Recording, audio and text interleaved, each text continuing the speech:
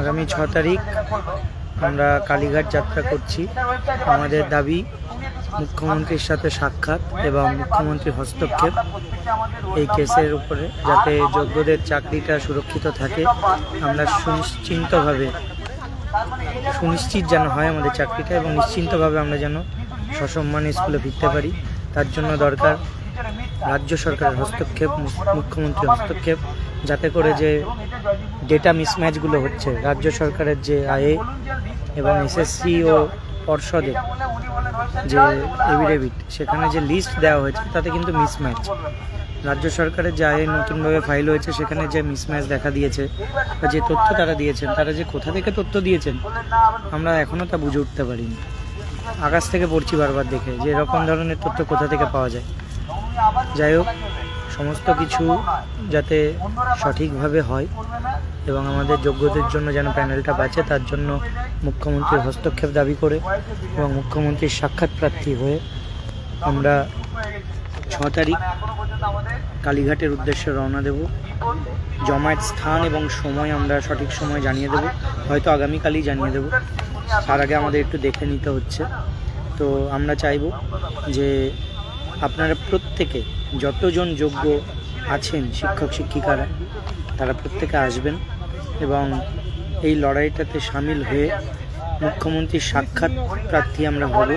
আমরা মুখ্যমন্ত্রীর হস্তক্ষেপ দাবি করছি, এটা করতেই হবে। কারণ যেভাবে রাজ্য সরকার আয়ে ফাইল করেছে এবং যে ডেটা দিয়েছে বা কোর্টের যে লড়াই, সেখানে আমাদের রিক্রুটমেন্ট অথরিটি বা রাজ্য সরকারের যে লয়াররা আছেন, তারা যেভাবে তথ্য পেশ করছেন বা সিজিআইয়ের উত্তর দিতে পারছেন না, সেগুলো নিয়ে আমরা সন্দিহান, আমরা চিন্তিত। সমস্ত কিছুর যাতে সুনিশ্চিত করতে পারি এবং আমরা যাতে সমস্ত কিছু সঠিকভাবে ব্রিফিং করিয়ে বা রাজ্য সরকারের যে আয়ে ফাইল হয়েছে সেটাকে চেঞ্জ করাতে পারি, কারণ ওটা চেঞ্জ করাটা খুব জরুরি। কারণ ওই তথ্য যদি পেশ হয় তাহলে কিন্তু যথেষ্টই গণ্ডগোল হবে। কারণ এসএসসি পর্ষদ এবং রাজ্য সরকারের যে ডেটা, সেটা মিসম্যাচ থাকবে।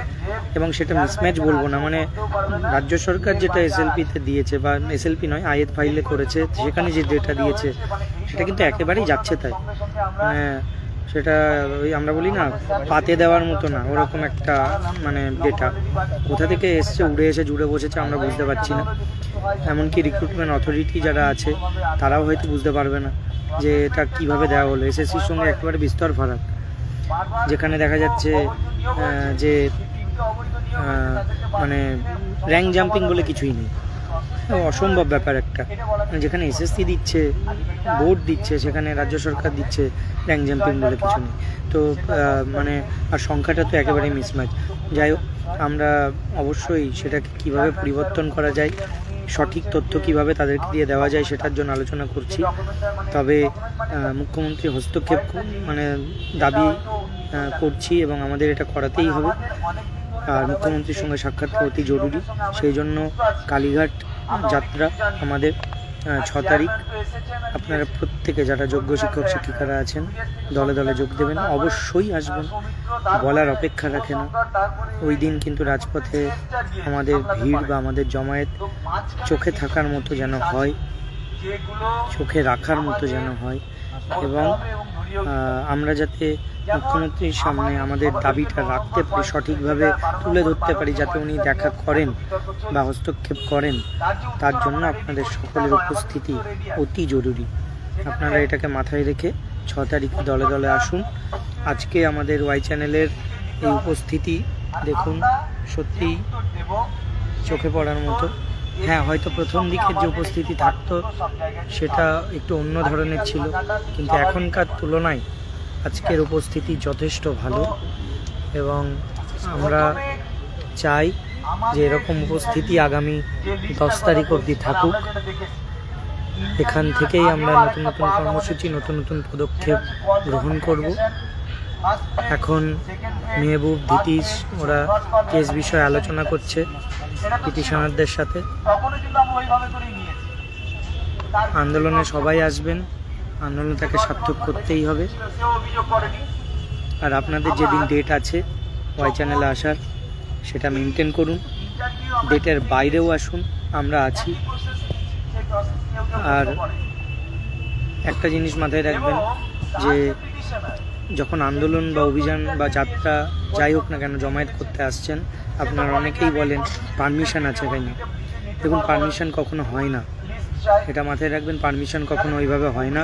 এই যে আমরা ওয়াই চ্যানেলে আছি, এটারও কিন্তু কোনো পারমিশন নেই, কিন্তু আছি আমরা। কিন্তু সবকটা আন্দোলনেই যাচ্ছি, কিন্তু উইদাউট পারমিশন।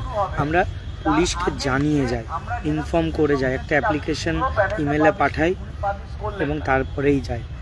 তো এবারও ইমেল পাঠানো হবে। আমরা এখন ইমেলের বয়ানটা দিচ্ছি। আগের বারও সবকটা যতগুলো আন্দোলন হয়েছে এইভাবেই হয়েছে, তাই এই আশা করবেন না যে পারমিশন কখনো পুলিশ বা প্রশাসন দেবে, এটা কখনো হতে পারে না। পারমিশন ছাড়াই আমাদের যেতে হবে, এটা মাথায় রাখবেন। প্রত্যেকে আসবেন, শুধু মাথায় রাখবেন প্রত্যেকে আসতেই হবে।